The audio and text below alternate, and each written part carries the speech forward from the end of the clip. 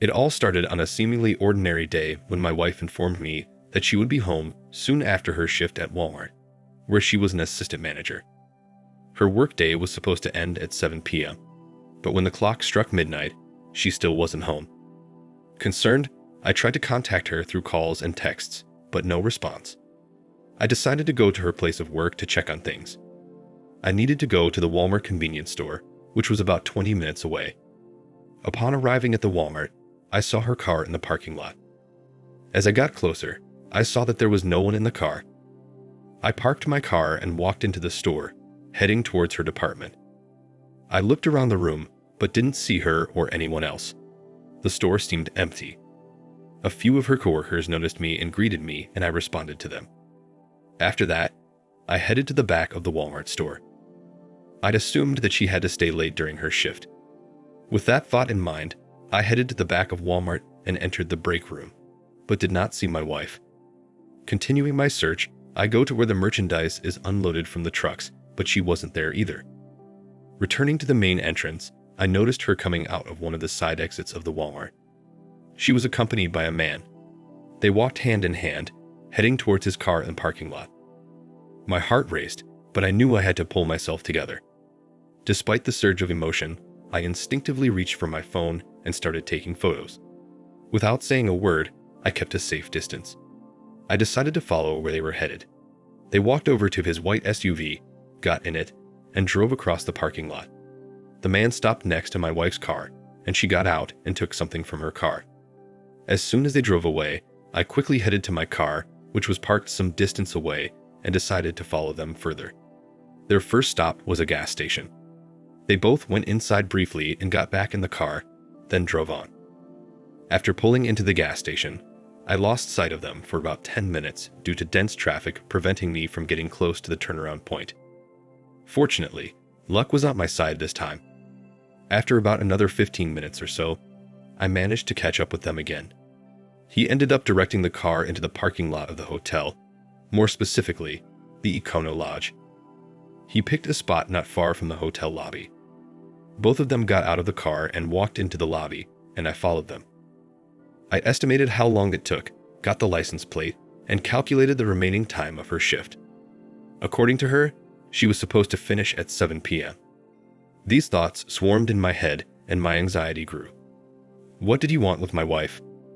Time was passing, and I was getting more and more angry and nervous. I stayed close enough to be able to keep following them if they went somewhere else. All the while I noticed that she was talking to him as they walked towards the room. The hotel sign said the check-in time was 3 o'clock p.m. and the checkout time was 11 o'clock a.m. However, it was now 1:30 a.m.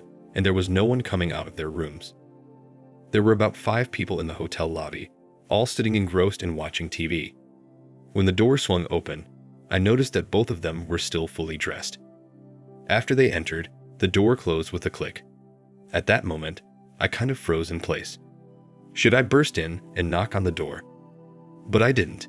Instead, I sent her a text message with a picture and video of them holding hands and walking into the hotel lobby. Then I got in my car and drove home, thinking I'd like to forget the whole thing like a bad dream.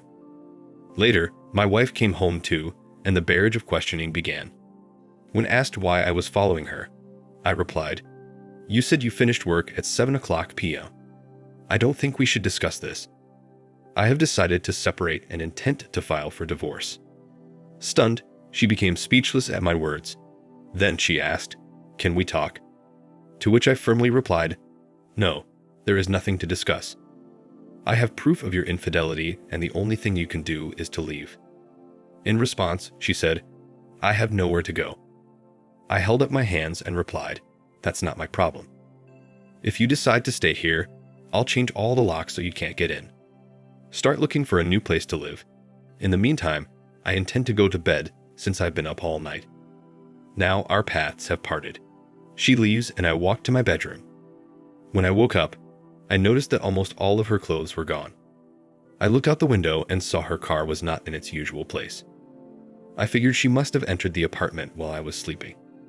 At this point, I contacted several attorneys to consult about the divorce process. I was getting ready to start divorce proceedings. I contacted one attorney who gave me some somewhat disappointing news. He informed me that under Virginia law, in order to file for a no-fault divorce, we must have lived apart for at least 1 year. He then clarified, "Have you and your wife been living separately for a year or more?" I replied, "No." He then informed me that I could still file for divorce, but warned that it could take a long time and there would be a lot of expense. I asked the attorney a question. What about a separation agreement?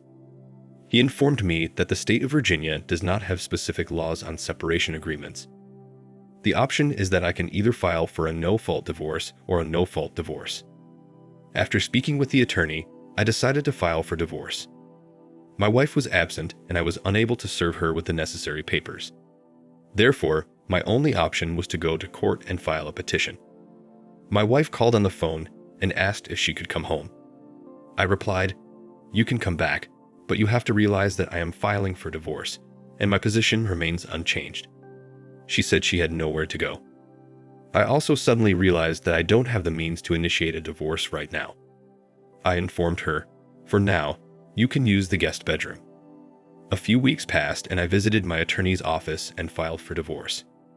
Afterward, I contacted my wife and informed her that I had filed for divorce. She responded by asking if things could be fixed.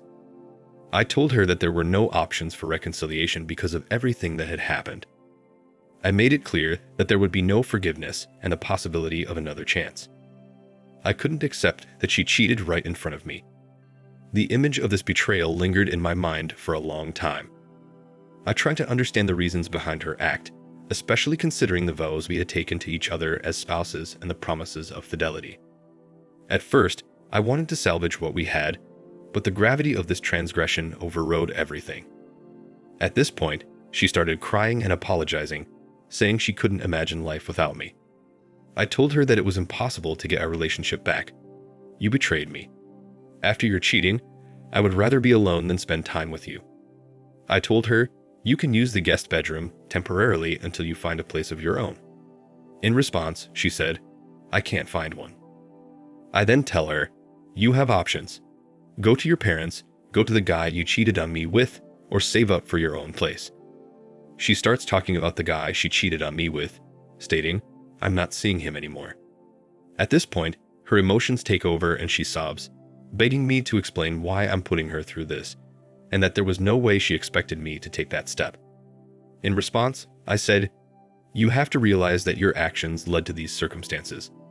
The consequences are a result of your choices." The conversation ended with us yelling at each other. A few hours later, my wife's car occupies one of our assigned parking spaces. Walking into the house, I see her sitting on the couch talking on the phone. She ends the conversation, looks at me, and asks, "Can we talk?" I reply, "Didn't we just yell at each other? What is there to discuss when the divorce process is already in motion?" She then asked, "Should we try seeing a counselor?" I met her gaze and replied, "No, I don't need counseling. However, you probably do. Let me be clear, you cheated on me, and no counseling will change that." I asked her to refrain from talking as I was not in the mood. To me, she was already a thing of the past, even though the divorce wasn't formalized yet. In response, she cried and retreated to the guest bedroom. Meanwhile, I headed to my bedroom and put my work bag on the bed. I returned to the couch to gather my thoughts. The pain in me has yet to subside, but on the bright side, I can now start my life over again. Fortunately, we have no children or financial obligations. I was about ready to surprise her on our anniversary with a trip to the Bahamas, but now I'm relieved that I don't have to spend any money on it. I'm trying to figure out what actions on my part caused her to give up 9 years of our marriage for fleeting encounters with a man of little value. It baffles me that she traded our relationship for a brief affair with an underachiever who still lives with his parents. The pace of this divorce process seems agonizingly slow to me, all things considered. All I want to do is move on to the next chapter of my life as soon as possible. Thank you for watching. Like, comment, and subscribe if you enjoyed the video. Until next time, I'll see you again. Take care.